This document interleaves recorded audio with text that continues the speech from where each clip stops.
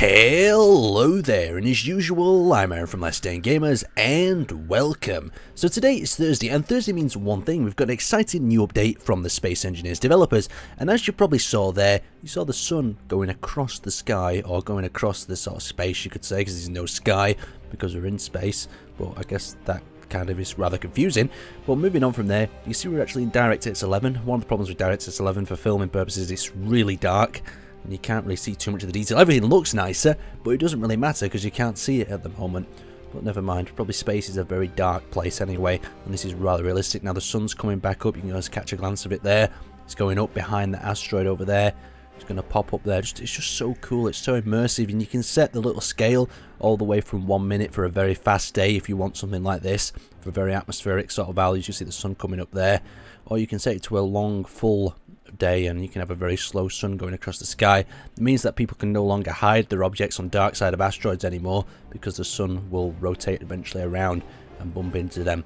Very cool indeed. So another feature that was added in this week's update is the tools now have an option to be removed as a starting option. So this is perfect for if you're building a survival sort of scenario where you want the tools to be micro objectives for the player to actually catch themselves or go and grab, and you have to find and work for. So that's absolutely perfect. Now we can tick that box on and off. So the next feature I want to show you involves voxels being detached when destroyed. So you can see we've got this outcrop so we can dock ships with this area. But if we pour a few rockets into this and we actually separate them two areas, so as you can see we'll pile a few rockets in and we'll try to break that area off from the other, but we're actually out of rockets before that happened.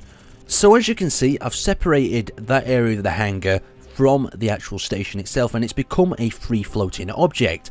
Now that is extremely interesting. This also makes me think, if I build a station out in space, will it still have the same properties as it did before, or will it have the properties of a station unless it's fired upon? So you can see how that's detached across there, and it's actually falling like a standard station block. Anyway, let's put the previous theory to the test. So we've popped back into creative mode, and for all you survival builders and creative builders out, I want to show you this because it is quite worrying. So you can see that both of them parts are stations, and if I try to add a block between them, it's not going to work because that has now become a small ship. I'll do the same here. So if you accidentally disconnect your station now, this is going to be a really big problem. So you can see I can still attach, but once I disconnect them two, that becomes a ship and I can no longer reattach them without a merge block. So that is quite a problem or a worry for us creative builders who like to build large ships out of stations. Now let's try a second method out. So I've gone to the new station option and I've actually placed that block there as a new station. We're going to place this one as a new station. We're going to build a little bit of an arm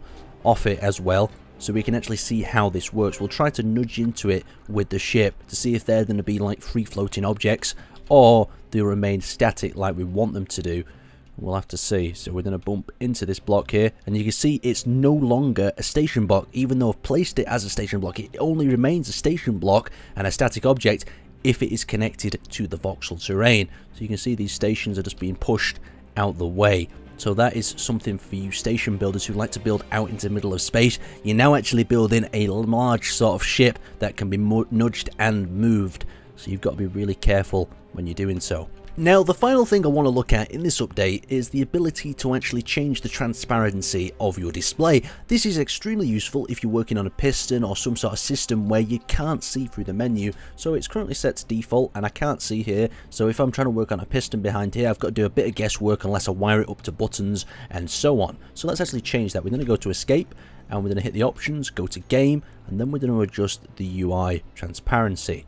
So you can actually see as we move it down there, we're actually changing the text and the whole transparency. But if we use this one, this changes the background transparency, and we can actually change this down to nothing, so we can clearly work on the design in the background. So if I select OK for that for the moment, and then I go to, say for instance, the K menu, I can actually see what I'm working on in the background as I'm accessing these different tabs. Really good if you're building a complex design and you need to see what's going on in the background. Great for testing.